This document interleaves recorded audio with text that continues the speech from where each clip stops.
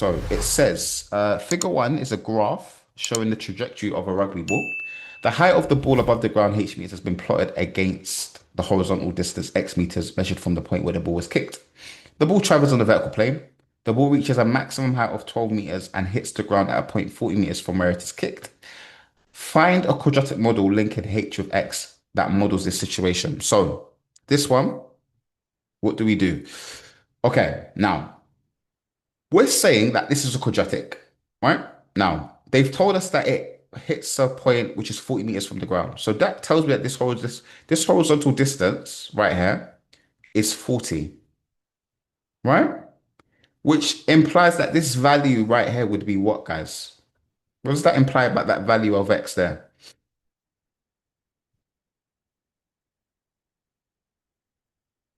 Be 40, right? So that value there is 40.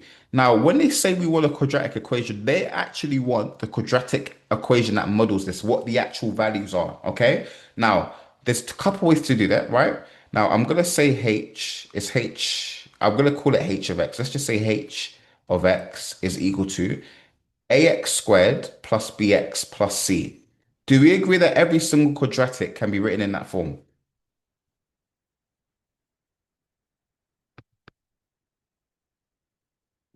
Yeah. So we could definitely write it like that and then use the information in the question to help us do it. Yeah.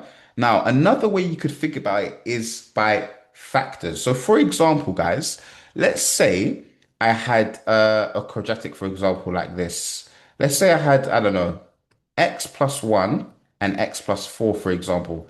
Then you guys would correctly tell me that the roots are x equals minus 1 and x equals minus 4. And then that would mean that I would have a curve that would go through minus 1 and minus 4 like that. Do you guys agree? That would be minus 4. That would be minus 1. Do you guys agree? No? So what I say that to say, if you have the factors of a function of a quadratic, you're able to figure out what the roots are, and vice versa.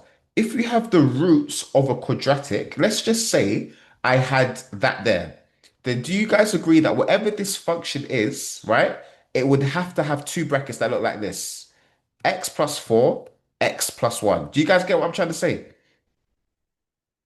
Yeah. Let's say we were working from the graph and working up to the function, right?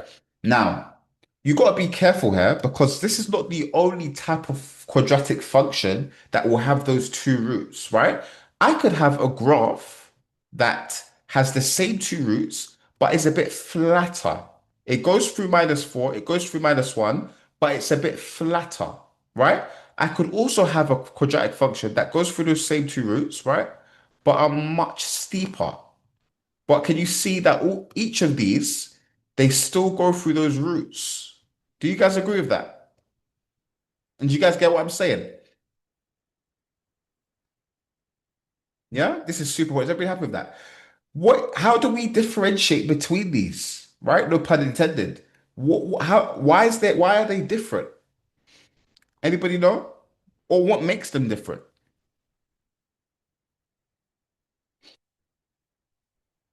Not gradient, right? But more so a transformation, right? Shifted close. It's the stretch. It's been scaled, right? Remember graph transformations, right? Graph transformations. If I have a number, let's say I have a times f of x, right? What does this mean? It means every y coordinate, y coordinate gets multiplied by a. Right? And that will stretch it. Does that make sense? But remember, the x coordinates aren't affected if you just have a vertical stretch, which would maintain those roots. Does that make sense? So if I wanted to describe a quadratic that has roots of minus 4 and minus 1, and I wanted to describe the function, I would say x plus 4 times plus 1, but I'd have to account for that scaling, and you just put a capital A or any number, sorry, or any letter, just to indicate that we have a function that has minus 4, minus 1, but it also has a stretch. Yeah? Just to account for what type of quadratic you have. Does that make sense, guys? I want everyone to tell me yes or no because that's super important. Yeah. So what we can do was my cursor. Fantastic. So my cursor is there. Yeah. So what we can do for this one is say, well, can you guys tell me then? We've got this quadratic here, and we know that the roots are at 0 and 40. What would the factors be then? Could somebody tell me what the factors would be? Well, I've dragged the 0. I don't want that. You just grab that, put that there, and put that there.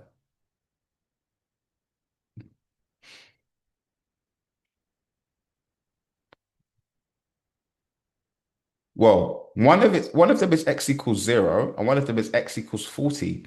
If you rearrange this, you would have x minus 40 is equal to 0. Your actual function would look like this. You'd say h of x is equal to x and then x minus 40. And then because of what we just saw, we don't know which quadratic we're dealing with. So we have to account for that by putting an a there. Does that make sense, guys? Yeah. And then what we could do from here is just say, well, fine, we need to figure out what that value of A is. Now, just before I do that, can somebody tell me immediately what sign A is? What sign A must be?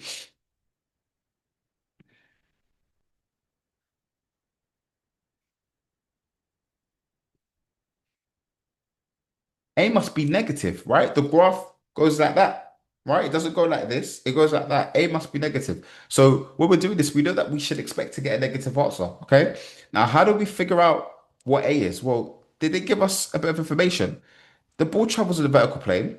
The ball reaches a maximum height of 12 meters. How is that helpful? When we know that quadratics are symmetrical about its vertex. The vertex must be here. The maximum is 12, right? So that tells me that this vertical height is 12, right? What is the value of x at that point, guys? Exactly. It's just half the distance. It's 20, okay? So this coordinate right here is 20, 12. Yeah, we could use that and say, well, we have a point that passes through our curve. The same way we found the equation of the curve with that integration question, we found C. We can figure out what A is because we have a point. Plug in 20 and 12 into it. If I plug in 20 and 12, I'm going to have 12 is equal to 20 and then x, 20x, x minus 40.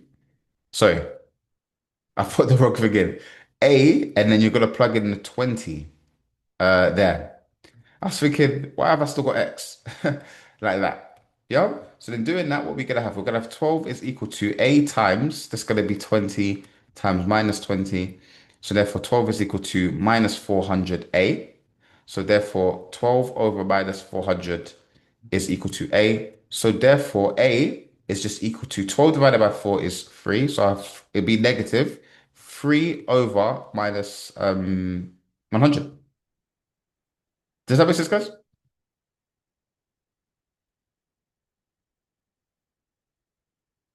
Yeah, you happy with that?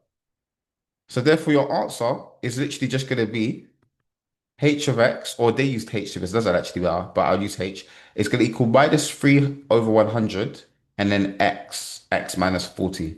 And that will give you the 3 marks. Okay. So you could do it that way, which is great, or you could do it the other way where you have this here and then you're going to say, well, fine, you have this here, you just plug it in the points. So you know one point is the turning point, which is 2012, and then you've got these other points here, which is x equals 0 0, which tells you that C is 0, by the way, and then you've got 0 and then no, you've got 40 and then 0. So you plug in those into the equation and that will give you your A, B, and C. You get the same thing. Yeah, but I think this way is nice and cleaner. It's more mathematical in my opinion. But yeah, so that's done. Now the next one here, it says the ball passes over the horizontal bar of a set of rugby posts, right? That is perpendicular to the path of the ball. The bar is 3 meters above the ground. Part B says use your equation to find the greatest horizontal distance of the bar from O. So this is actually similar to what we did. Do you guys remember with the mechanics lesson on Friday when we had the quadratic and it was passing over the ball and it was passing into the net? It's actually quite similar. It wasn't even intentional. So how do we do this? Well, the bar is 3 meters. So let's just say three is over there. We know that obviously the height, the maximum height is at 12. So we know that three is going to be down there. Let's just say the bar's like this. And then we've got this here, which is one part of it like that. And we just draw a horizontal line like that, right? As you can see, the ball is going to be at a height of 3 meters twice when it's on its way up and then when it's on its way down. So what we want to do is figure out the greatest horizontal distance of the bar from O. Well, one horizontal distance will be x1, the other will be x2. So we need to figure out one of these two, right? Or to do that, we'll figure out both anyway. But the value would be the greater one, which would be at x2. Does that make sense? Yeah. So how do we solve this? We're just going to equate our function to 3, right? Because the bar is 3 meters off the ground. So this is telling me right here that h is equal to 3. Okay. So doing that, what we're gonna have? We're gonna have minus 3 over 100, and then x minus 40 is equal to 3. Okay. So let's do that. Times by 100. We're gonna have minus 3x minus 40 is equal to 300. We're gonna have minus 3x squared plus 120x is equal to 300. And then what we can do is move that over. Minus 3x squared plus 120x minus 300 is equal to 0. We can divide by a negative 3, if I'm not mistaken. That would be an x squared. That would be a minus 40x. And then that would be a plus 100. Is that correct, guys? Yeah, that looks fine to me. 100, yeah, that's fine. That looks fine to me.